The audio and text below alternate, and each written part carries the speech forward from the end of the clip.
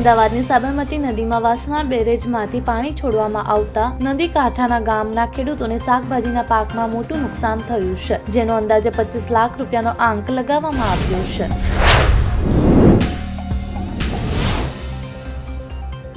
ગુજરાતમાં આગામી 7 દિવસ મેઘમહેર યથાવત રહેશે. વરસાદને લઈને હવામાન વિભાગે આગાહી કરી છે.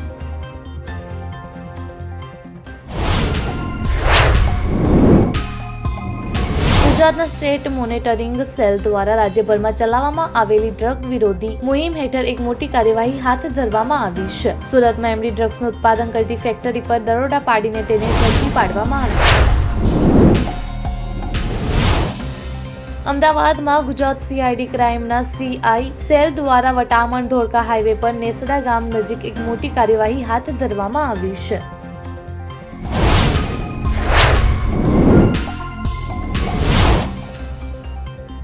અમેરિકી રાષ્ટ્રપ્રમુખ ડોનાલ્ડ ટ્રમ્પના 50% ટેરિફના જવાબમાં ભારતે મોટું પગલું ઉઠાવ્યું છે.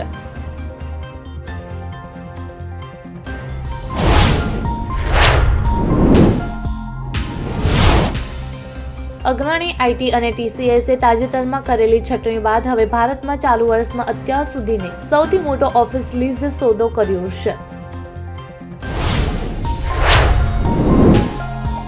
માતા વૈષ્ણવ દેવીની યાત્રાએ જતા 30 શ્રદ્ધાળુઓના મૃત્યુ થયા છે. અનેક ગામો પૂરની ચપેટમાં આવી ગયા છે. સેના, SDRF, NDRF અને સ્થાનિક પોલીસ પ્રશાસન બચાવ કાર્યમાં જોડાયેલા છે. રાષ્ટ્રીય સ્વયંસેવક સંઘ પોતાના 100 વર્ષ પૂર્ણ થવાના અવસરે દેશભરમાં કાર્યક્રમોનું આયોજન કરવા જઈ રહ્યું છે.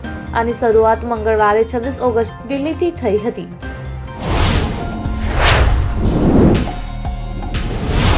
ભારત સાથે ટેરિફ વિવાદની વચ્ચે અમેરિકાના રાષ્ટ્રપ્રમુખ ડોનાલ્ડ ટ્રમ્પે મોટો ખુલાસો કર્યો છે. તેમણે મીડિયા સાથે વાત કરતા જણાવ્યું કે તેમની પ્રધાનમંત્રી મોદી સાથે વાત થઈ હતી.